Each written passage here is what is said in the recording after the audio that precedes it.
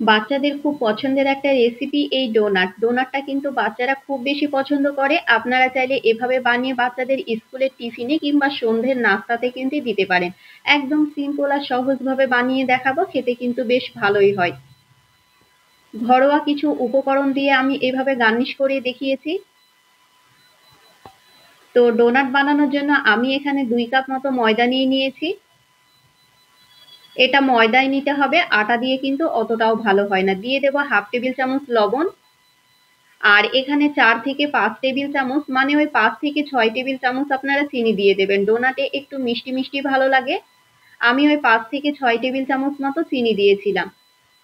এবার দিয়ে দেব 1 টেবিল চামচ ইস্ট। আর ইস্টটা একটু ভালো মানের দেওয়ার চেষ্টা করবেন, তাহলে কিন্তু ডোনাটটা খুব ভালো হবে।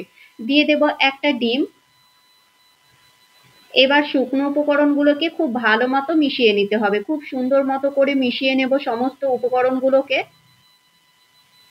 এই ডোনাটটা বানানো কিন্তু খুবই সহজ, খেতে খুব ভালো হয়। এভাবে বানিয়ে দেবেন, বাড়ির বাচ্চারা কিন্তু খুব ভীষণ খুশি হয়ে যাবে। সমস্ত কিছুকে খুব ভালো মতো মিশিয়ে নিতে হবে।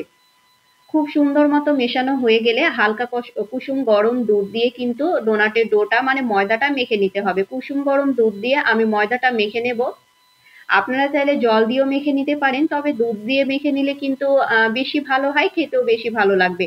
সে কারণে আমি কুসুম গরম দুধ দিয়ে ময়দাটাকে মেখে নেব। অল্প অল্প দুধ দিয়ে খুব সুন্দর মতো করে সফট করে ময়দাটাকে মেখে নিতে হবে। খুব বেশি যেন শক্ত না হয়ে যায়, আবার খুব বেশি যেন নরম না হয়ে যায়। একটু সফট করে মাখলে কিন্তু মানে এখানে যেহেতু ইস্ট দেওয়া আছে, ইস্টটা অ্যাক্টিভও হবে আর খুব সুন্দর মতো ফুলেও যাবে ময়দাটা। এই পর্যায়ে আমি দিয়ে দেব 2 থেকে 3 টেবিল চামচ সাদা তেল। ওই 3 টেবিল চামচ মতো সাদা তেল দিয়েছিলাম। এভাবে হাতে চিপকিয়ে লেগে গেলে এই পর্যায়ে সাদা তেলটা দিলে হাত থেকে খুব সুন্দর মতো খসে আসবে, আর ময়দাটাও কিন্তু খুব ভালো মতো মাখানো হয়ে যাবে। আমি কিন্তু ময়দাটাকে বেশ কিছুক্ষণ সময় নিয়ে খুব ভালো মতো মেখে নিয়েছিলাম। হাতের সাহায্যে একটু মথে নিয়েছিলাম। এভাবে ময়দাটাকে কিন্তু খুব ভালো মতো করে মেখে নিতে হবে। ময়দাটা আমার মেখে নেওয়া হয়ে গিয়েছে। এরকম গোল করে ওপরে 1 টেবিল চামচ তেল দিয়ে এটাকে ওই 1 থেকে 1.5 ঘন্টা মতো রেখে দেব। 1 ঘন্টা মতো রেখে দিলেই হয়ে যাবে। আপনাদের হাতে যদি সময় থাকে 1.5 থেকে 2 ঘন্টাও রেখে দিতে পারেন। তবে 1 ঘন্টাতেই কিন্তু খুব সুন্দর মতো হয়ে যাবে। এই তো 1 ঘন্টা পর চলুন আপনাদেরকে দেখাই, খুব সুন্দর মতো করে কিন্তু ময়দাটা ফুলে ফেঁপে উঠেছে। এই পর্যায়ে যদি ময়দাটা আপনাদের মনে হয় খুব বেশি নরম হয়ে গিয়েছে, তাহলে অল্প অল্প শুকনো ময়দা দিয়ে কিন্তু ময়দাটাকে একটু মেখে নিতে পারেন। আমি অল্প একটু শুকনো ময়দা দিয়ে ময়দাটাকে মেখে নিয়েছিলাম। এবার কিচেন ফ্লোরে নিয়ে খুব সুন্দর মতো করে কিন্তু ময়দাটাকে মেখে নিতে হবে। খুব ভালো মতো করে ময়দাটাকে মেখে নিয়ে এরকম 2 ভাগে ভাগ করে নিলাম। যেহেতু ডোনাটের ডো গুলো একটু মোটা হয়, সেই কারণে আমি সেভাবে বেলে নেব। আপনারা চাইলে কিন্তু ডোনাট গুলো হাত দিয়েও বানিয়ে নিতে পারেন। আমি কিন্তু অল্প একটু বেলে নিয়েছিলাম। অল্প একটু শুকনো ময়দা ছড়িয়ে দিয়ে এভাবে একটু বেলে নিতে হবে। খুব বেশি পাতলা করা যাবে না, কিন্তু একটু মোটা করেই বেলে নেবেন। ডোনাট কিন্তু একটু মোটাটাই দেখতে ভালো লাগে, আর ডোনাট কিন্তু একটু মোটা রকমই হয়, সেই কারণে একটু মোটা করে বেলে নেবেন।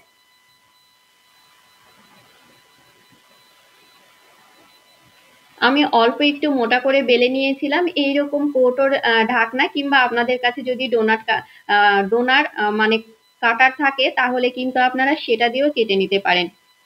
আমার হাতের কাছে যেহেতু ছিল না, সেই কারণে আমি এইরকম কৌটো ঢাকনা দিয়ে কিন্তু এভাবে কেটে নিয়েছিলাম গোল গোল করে। আর এটা দেখলে বুঝতে পারবেন এইরকম মোটায় রাখতে হবে কিন্তু। আমি কিন্তু এক এক করে সমস্তগুলো এভাবে বের করে নেব ডোনাটগুলো। সমস্তগুলোই রেডি করে নেব। আমি আবারও সেই ময়দাটা দিয়ে একটু বেলে নিয়ে আমি দুটো বের করে নিয়েছিলাম। আপনারা চাইলে এভাবে হাত দিয়েও কিন্তু ছোট ছোট লেচির মতো, মানে লেচি না, একটু বড় করে করে নিয়ে ছোট ছোট এভাবে করেও ডোনাটগুলো রেডি করে নিতে পারেন। আমি শেষের যে অংশটুকু ছিল এভাবে রেডি করে নিয়েছিলাম। আমার সমস্ত ডোনাটগুলো কিন্তু বানানো হয়ে গিয়েছে। এবার এটাকে 15 থেকে 20 মিনিটের জন্য আবার রেখে দেব। 15 থেকে 20 মিনিট রাখলে কিন্তু আবার ফুলে যাবে। সে কারণে আমি ওই 15 থেকে 20 মিনিট মতো রেখে দিয়েছিলাম। এই তো 20 মিনিট পর আমি দেখাচ্ছি। 20 মিনিটে দেখুন খুব সুন্দর মতো করে কিন্তু আবারও ফুলে গিয়েছে। এবার মাঝখান একটু ফাঁকা করে দেব। ভাজার আগে এভাবে একটু মাঝখান ফাঁকা করে দেবেন। খুব সুন্দর মতো করে এই তো মাঝখান ফাঁকা করলেই হয়ে যাবে। এক এক করে সমস্ত ডোনাটগুলো আমি এভাবে রেডি করে নেব। এইদিকে আমি একটা ফ্রাই প্যানে তেল বসিয়ে দিয়েছি। তেলটাকে হালকা গরম করে নিয়ে এবার ডোনাটগুলো এক এক করে ভেজে নেব। ভাজার সময় গ্যাসের আঁচটা মিডিয়াম টু হাই ফ্লেমে রাখবেন, মানে ওই মিডিয়াম ফ্লেমে ভাজতে হবে। লো ফ্লেমে ভেজে নেওয়ার কোনো প্রয়োজন নেই, মিডিয়াম ফ্লেমে ভেজে নিলেই কিন্তু হয়ে যাবে।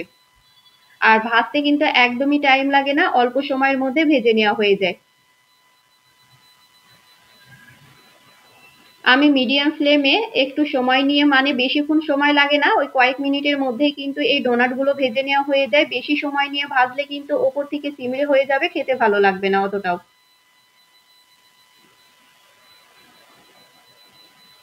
এই তো এক এক করে সমস্ত ডোনাটগুলো ভেজে নেব। অল্প একটু লালচে কালার হয়ে এলে কিন্তু ডোনাটগুলো তুলে নিতে হবে। এই তো এই পর্যায়ে কিন্তু আমি ডোনাটগুলো তুলে নিয়েছিলাম।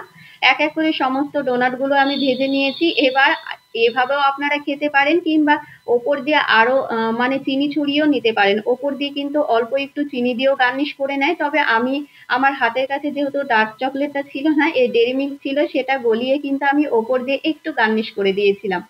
কিংবা আমি যেভাবে রেখেছি ওইভাবেও কিন্তু খাওয়া যায়। আর চিনি ছিটিয়ে কিন্তু, মানে চিনি দিয়ে গার্নিশ করেও নেওয়া যায়, তবে আমি চিনিটা দিয়েছিলাম না, এভাবে চকলেট দিয়ে কয়েকটা ডোনাট আমি রেডি করে নিয়েছিলাম। এভাবে দিলে কিন্তু বাচ্চারা খুব বেশি পছন্দ করে, সেই কারণে আমি এভাবে চকলেট দিয়ে গার্নিশটা করে নিয়েছিলাম। ডোনাটের এই রেসিপিটা কেমন লাগলো কমেন্ট করে জানাতে ভুলবেন না, আর ভালো লাগলে লাইক শেয়ার করে দিবেন, আর কমেন্ট করে জানাবেন কেমন লেগেছে। এক এক করে সমস্ত ডোনাটগুলো আমি এভাবে রেডি করে নিয়েছিলাম। আর খুব সুন্দর নরমও হয়েছিল, কিন্তু শক্ত হয়ে যায়নি।